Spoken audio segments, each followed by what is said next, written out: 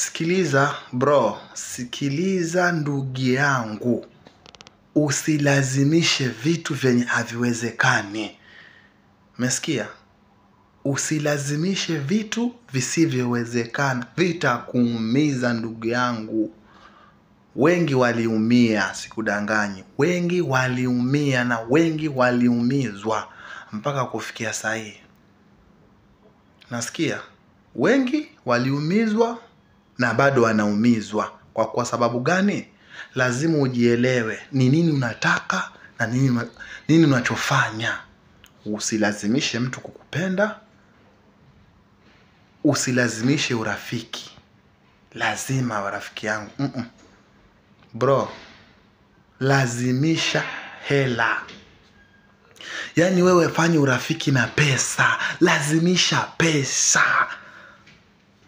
Ndugu yangu, lazimisha sana pesa. Usilazimishe urafiki. Ukilazimisha hela zikikukubali, oya, marafiki utakuwa nao, wapenzi utakuwa nao. Kwa hivyo kufikia saa hizi, lazimisha sana hela ndugu yangu.